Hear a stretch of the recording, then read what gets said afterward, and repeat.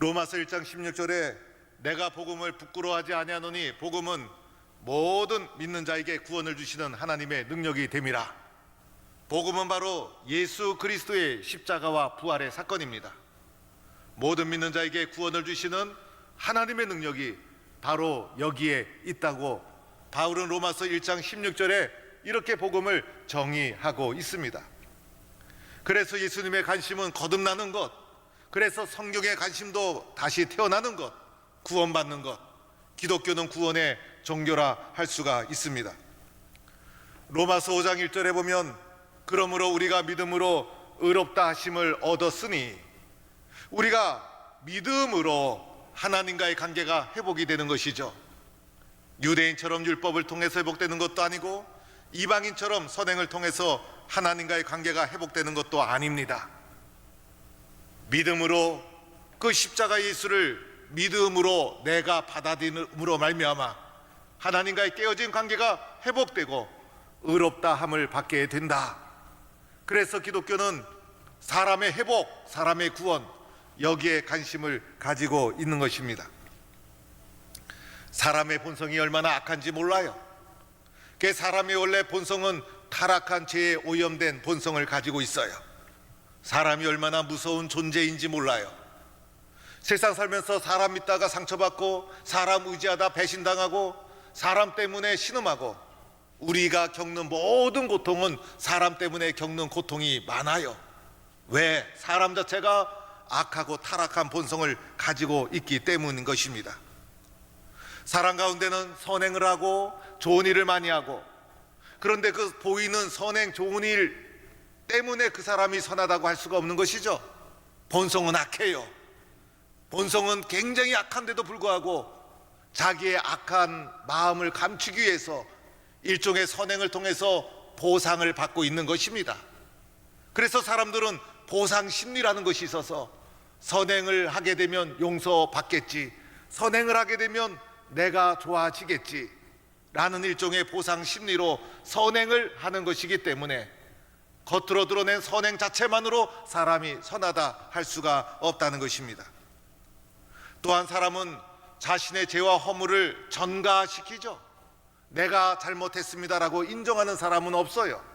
회피하고 전가시키고 탓하고 다른 사람에게 자신의 허물을 투사하고, 그래서 지나치게 다른 사람에게 대해서 엄격하고 공격적인 사람은 그것 또한 자신의 죄성을 은폐하고 투사하고 전가시키는 심리적인 모습이라 할 수가 있는 것이죠.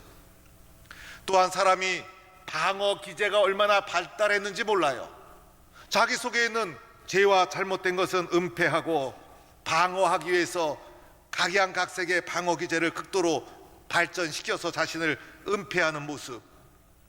그래서 사람의 이 본성은 타락한 죄에 오염된 본성이라 할 수가 있습니다. 기독교는 그 본성을 주목하고 있는 거예요. 기독교는 사람의 본질을 주목하고 있어요. 이 본성을 가진 사람을 어떻게 구원할 수 있을까? 사람의 구원의 길은 오직 하나, 예수를 그리스도로 믿고 예수를 그리스도로 고백하고 믿음으로 의롭다 하심을 받고 믿음으로 하나님과의 관계가 회복되는 길 외에는 없는 것이에요. 예수 외에는 구원의 길이 없는 것입니다. 그래서 예수님도 내가 곧 길이요 진리요 생명이니 나로 말미암지 않고는 아버지께로 올 자가 없느니라 말씀하지 않았습니까? 오늘 말씀도 보면 새 생명을 얻는 것에 대해서 말씀하고 있어요. 오늘 로마서 6장 4절에 새 생명 가운데서 행하게 하려 함이라. 새 생명 가운데 새 사람으로 행하게 하려 함이라. 어떻게 하면 새 생명을 얻을 수 있을까? 새 생명을 얻는 길은 예수 그리스도를 믿는 길 외에는 없어요. 예수 그리스도를 믿는 자를 예수님과 합했다, 예수님과 붙었다, 이렇게 표현을 합니다.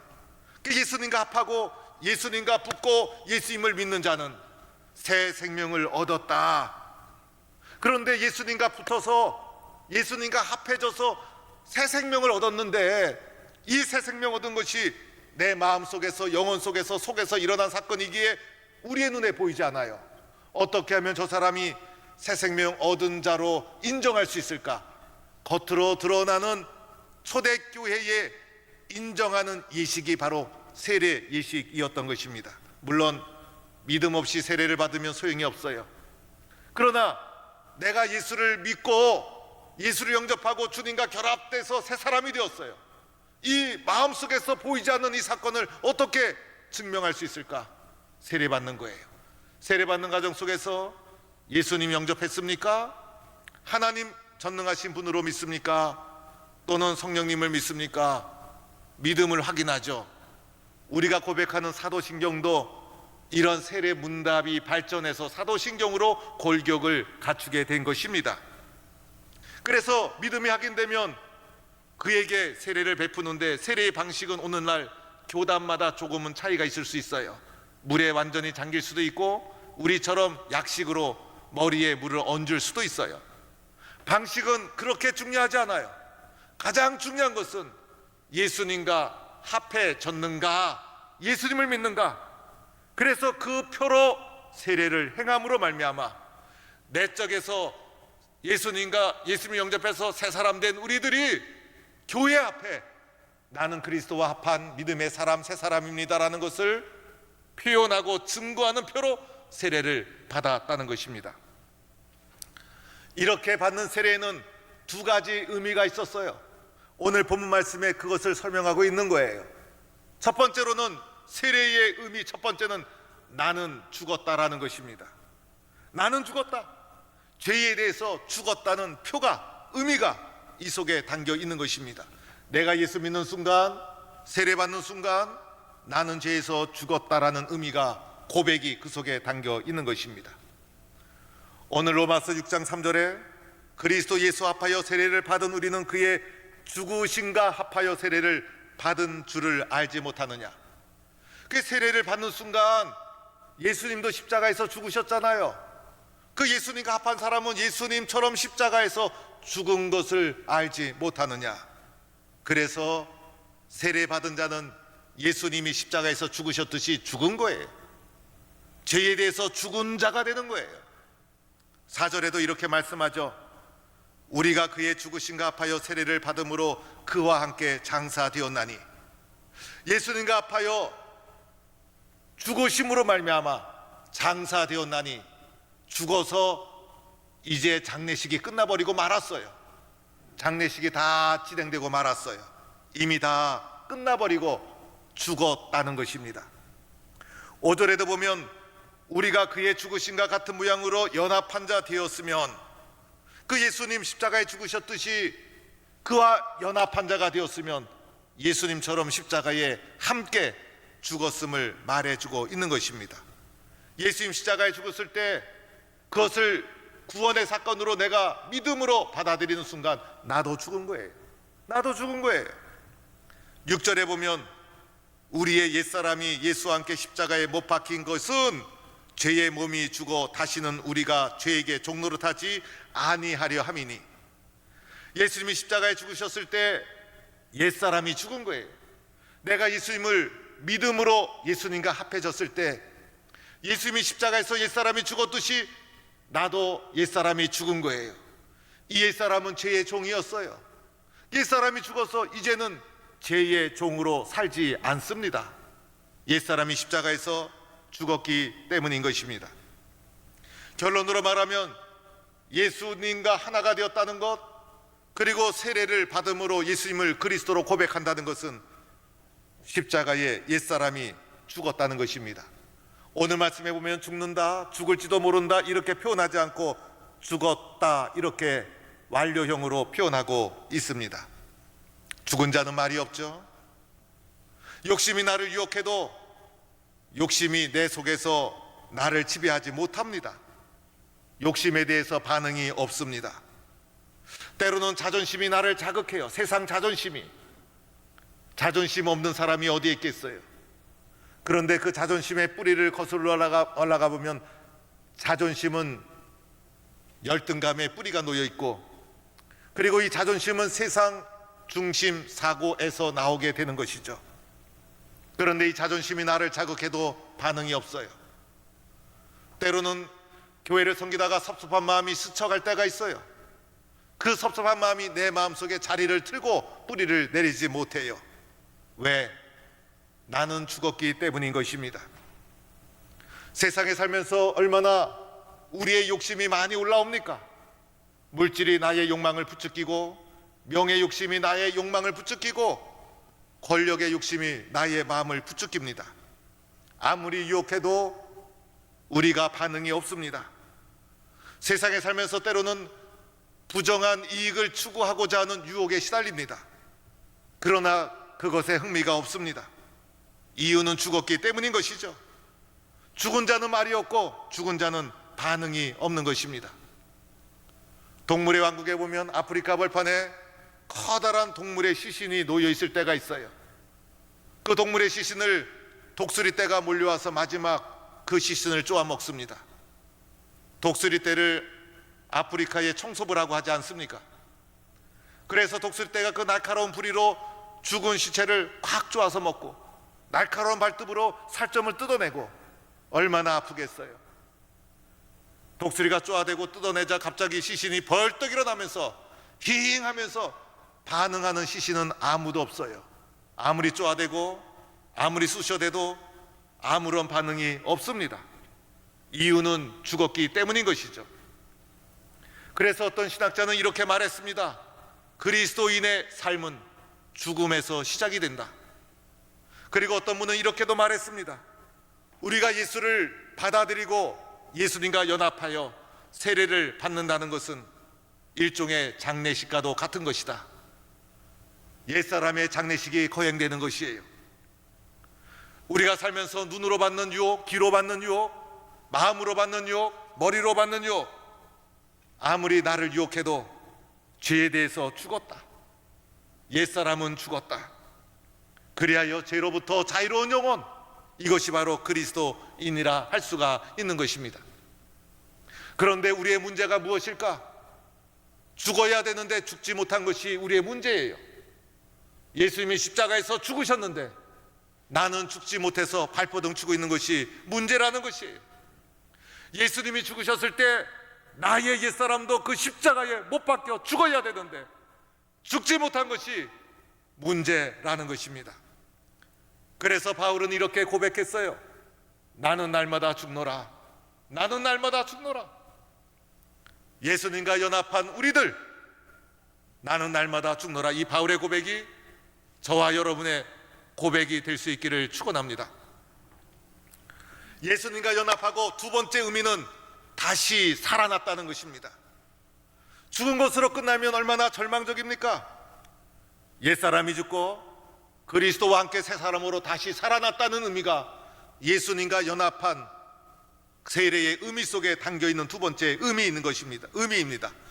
그래서 그리스도와 연합한 우리들 새 사람으로 다시 살아난 것입니다. 오늘 6장 말씀에 바로 그것이 계속해서 반복되면서 설명되어 있는 거예요. 4절 말씀에 아버지의 영광으로 말미암아 그리스도를 죽은 자 가운데서 살리신 같이 우리로 또한 새 생명 가운데서 행하게 하려 함이라. 우리를 살려주셔서 예수 그리스도를 살리시니 새 사람으로 살려주셔서 이제는 새 생명으로 살아가도록 해주셨다. 그래서 죽었던 우리가 그리스도와 함께 살아난 자가 그리스도인이라 할 수가 있는 것입니다. 5절 말씀에도 보면 그의 부활과 같은 모양으로 연합한 자가 되리라. 예수님 부활하셨잖아요.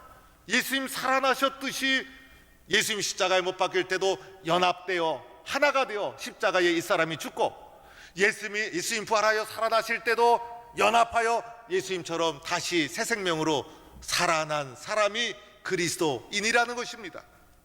8절에도 보면 우리가 그리스도와 함께 죽었으면 또한 그와 함께 살 줄을 믿노니, 우리가 살아났다는 거예요. 그리스도와 함께 죽은 자는 살아나리라, 이렇게 말씀하고 있는 것입니다. 따라서 죄에 대하여 죽고 하나님에 대해서 살아난 자가 그리스도인이라 할 수가 있는 것입니다. 그러한 표로 세례를 받게 되는 것이고, 옛사람이 죽고 새사람 새 생명으로 살아가는 자가 된 것입니다. 이런 사건이 예수님을 영접한 순간 일어난 거예요. 그래서 그리스도인들은 죽었다가 살아난 자가 그리스도인, 죽었다가 살아난 자기 때문에 두려움이 없어요. 죽었다가 살아났으니, 이걸 실제로 믿고 살아갔으니 무서울 것이 아무것도 없어요. 내가 죽었다가 살아났는데 두려울 것이 어디 있겠어요. 그래서 오늘 로마서가 쓰여질 초대교회 당시가 박해의 상황, 박해가 밀려오고 시련이 밀려오고 온갖 세상의 유혹에 밀려와도 그리스도인을 감당할 수가 없었어요. 왜냐하면 죽었다가 살아난 자기 때문에, 죽었다가 살아난 자기 때문에 세상이 감당할 수 없는 자가 바로 그리스도인이라는 것입니다. 우리 눈에 보이지 않지만은, 우리 육신의 눈에 보이지 않지만은 이런 놀라운 사건이 예수님과 함께 연합될 때 내 마음, 내 영혼에서 일어난 사건인 줄로 믿는 성도가 될 수 있기를 축원합니다. 여러분, 마음이 있습니까? 여러분, 마음을 보았습니까? 마음이 어떻게 생겼습니까? 그런데 살아있는 모든 성도는 마음이 있잖아요. 그래서 마음이 아파요, 마음이 행복해요, 마음이 있잖아요. 마음이 보입니까? 안 보여요. 그런데 마음이 있잖아요. 그래서 마음이 있으니까 마음이 아프다고 하잖아요. 왜 마음이 있다는 것을 압니까? 느끼기 때문인 것이죠. 예수님 믿고 새 사람 된 것 보입니까? 여러분, 어떻게 생긴 겁니까? 눈에 안 보여요. 그런데 새 사람 됨을 어떻게 믿을 수 있습니까? 느끼기 때문인 거예요. 예수 믿으니 이렇게 행복하구나, 예수 믿으니 이 기쁨이 어디서 온 것일까, 예수 믿으니 이 생각이 어디서 온 것일까, 예수 믿으니 이 어려움을 이길 수 있는 힘이 어디서 온 것일까, 느끼고 체험하고 알기 때문에 내가 그리스도 예수 안에서 새 사람 된 것을 믿을 수가 있다는 것입니다. 저는요, 연속극 보다가 우는 사람을 이해를 못했어요. 연속극 보다가 좀 왜 우나. 사실 연속극을 저는 본 적이 거의 없어요. 그런데 얼마 전에 우연히 TV를 보다가 제가 눈물이 빙 돌면서 눈물이 하나 쭉 흘러내려왔어요. 우연히 봤어요. 우연히. 저는 하여튼 성격이 좀 별나서 그런지 지속적으로 앉아가지고 연속적으로 꾸준히 보는 게 없어요. 대충 보고 얼른 훑어보고 또 책을 봐야 되니까요. 파란만장이라는 교육방송에서 나오는 살아온 삶의 스토리를 이야기해주는 프로그램이었어요. 저는 저만, 제 인생만 파란만장한 줄 알았더니 세상에 파란만장한 사람이 많이 있더라고요. 사람들은 다 자기 인생만 파란만장한 줄 알고 살아갑니다. 근데 그날 출연한 분이 중학교 2학년 때 내가 입양한 아들이구나라는 것을 알게 됩니다. 그것도 가까운 친척이 견디다 못해 너희 엄마 아빠 진짜 아니야, 하여튼 가까운 사람이 쏙닥쏙닥 하는 게 문제예요. 그걸 알고선 사춘기 시절에 쇼크를 받습니다. 아, 우리 엄마가 내 엄마가 아닌가? 내가 버려진 사람인가? 근데 이 엄마가 어릴 적부터 이 아이를 극진한 사랑으로 키웠다는 거예요. 그래서 아이의 자존감이 굉장히 높았대요. 행복했대요.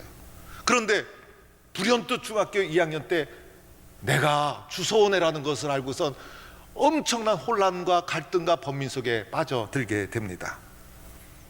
한 2년 후에 자기가 뭔가를 잘못했는데 엄마 아빠가 심하게 야단을 쳤대요. 그때 엄마 아빠한테 하지 말아야 될 말을 했대요. 나 데려와서 키운 아이라고 막대하는 거야? 이렇게 대들었다는 거예요. 야단치던 엄마는 주저앉고 아버지는 울고, 그러면서 이 가정에 어려움이 밀려 닥칩니다. 나는 태어나면서부터 버려진 아이구나. 나는 불쌍해서 엄마 아빠가 주워다 키웠구나. 도대체 누가 나를 낳아주셨을까? 낳아준 부모에 대한 배신감과 분노. 나는 주워다 키웠구나. 불쌍해서 높았던 자존감이 여지없이 무너지기 시작하고, 내 마음을 부모가 알아줄까? 부모에 대한 반항심이 솟아오면서 부모가 싫어하는 일만 골라 하는 반항아적인 청소년 시절을 보내게 됩니다. 얼마나 힘들었을까 부모가. 엄마가 새벽마다 기도했대요. 역시 믿음의 사람은 달라요. 새벽마다 기도하는데, 울면서 기도하는데 기도의 내용을 잘 들어보면 자기를 위한 기도러대요. 자기를 위한 기도였대요. 아들 정상으로 돌아가게 해달라고. 그 기도를 들으면서 회개하고 돌아와야 되는데 그 기도 소리 들으면 도리어 더 화가 나고 짜증이 나고 저렇게 꼭 해야 되나 반항심이 올라오고, 그러면서 한구석에 어머니에게는 나밖에 없구나 이런 생각을 가지며 방황하며 청소년 시절을 보내게 되었다는 것입니다. 몇 년이 흐른 후 청년이 되었을 때 엄마가 당뇨 합병증으로 신장이 망가지고 신장 투석을 하다가 신장 이식 외에는 살 길이 없게 됩니다. 의사가 남편은 딴 사람이니까 조사할 것 없고 자녀들 가운데 신장 이식할 만한 자녀가 있는지 검사합시다. 그런데 입양한 아들인데 검사할 필요가 뭐가 있어요? 급히질도 아닌데. 그래서 내가 입양한 아들인데 뭘 검사하노? 그러면서 의사가 검사하라고 해서 할 수 없이 검사를 했는데 결과는 신장 이식을 할 수 있게끔 100%딱 들어맞는 결과가 나왔다는 것입니다. 엄마도 울고 아들도 울고 온 가족이 울고 많이 울었대요. 우리는 한 가족이구나. 그래서 아들이 엄마에게 신장을 주어서 엄마를 살리려고 했어요. 그런데 수술을 다 준비했는데 수술을 하지 못했어요. 엄마가 아들 신장을 받지 않겠다고 난동을 부린 겁니다. 내 아들 신장 받을 수 없다. 나는 네가 내 아들이라는 거 확인한 것만 해도 너무 고맙고 감사하다. 엄마에게 신장을 줄 수가 없었대요. 신장을 받지 않았대요. 마침내 엄마는 투석 생활을 좀 더 하다가 일찍 돌아가시고 말았어요. 이분은 지금 목사님이 되어서 자기처럼 입양한 아이들을 돌보는 사역을 하고 있습니다. 어머니의 사랑이, 어머니의 기도가 아들을 살리고 만들었습니다. 새 사람 된 우리들 생각도 다르고 마음도 달라요. 세상 사람들은 힘든 일 닥쳐오면 좌절하고 탓하고 원망하고 살아도 나만을 위하고 내 욕심만 채우면 됩니다. 그러나 그리스도와 연합된 우리들, 예수 그리스도의 십자가 안에서 새 사람 된 우리들, 생각이 다르고 마음도 다릅니다. 사랑을 내어주고 희생하고 섬깁니다. 축복하고 그리고 나를 내어주는 마음을 가지고 살아갑니다. 세상에 어려움이 닥쳐도 낙심하지 않습니다. 절망하지 않습니다. 세상을 두려워하지 않고 돌파해 나갑니다. 내가 사는 삶의 기준도 다릅니다. 그전에는 세상에서 어떻게 내가 출세할 수 있을까? 그러나 이제는 이 세상 속에 어떻게 하면 하나님의 선한 영향력을 끼치며 살아갈 수 있을까로 인생의 기준도 바뀝니다. 이 세상을 하나님 나라로 바꾸어가는 새 사람으로 살아갑니다. 그리스도 안에 살아가는 새 사람, 새 생명의 삶이라 할 수가 있는 것입니다. 오늘 로마서 6장 말씀, 죄에 대해서 죽고 하나님에 대해서 살았다 라는 것을 반복적으로 말씀하시면서 곳곳에 이런 말씀이 나옵니다. 3절에 알지 못하느냐, 알지 못하느냐, 이 귀한 사실을 알지 못하느냐. 9절에도 알미로다, 이것을 알아라, 이것을 이해해라. 그리고 8절에도 보면 믿노니 이것을 믿어라, 이것이 놀라운 사실을 믿고 살아가자. 그리고 11절에는 여길지어다, 그렇게 변화된 새 사람으로 여기고 살아가라. 오늘 읽지 않았지만 13절에 가보면 하나님께 너 자신을 드려라, 이것이 변화된 자의 아름다운 모습이고 우리가 살아가야 될 삶의 모습이다 라고 말씀하고 있습니다. 사랑하는 성도 여러분, 예수 믿고 나에게 일어난 이 놀라운 변화, 나는 예수님과 연합이 되었다는 이 놀라운 변화, 우리의 육신의 눈에 보이지 않지만은 놀라운 변화가 우리의 심령 속에, 영혼 속에 일어난 줄로 믿는 성도가 되기를 축원합니다. 그리고 옛사람이 죽었음을 십자가 앞에서 선포하시기 바랍니다. 그렇게 여기고 그렇게 인정하기 바랍니다. 나는 새 사람으로 부활하신 주님과 함께 다시 태어났습니다. 그렇게 알고, 그렇게 믿고, 그렇게 선포하고, 그렇게 여기고 능력 있게 세상을 살아가는 성도가 되기를 주의 이름으로 간절히 축원합니다.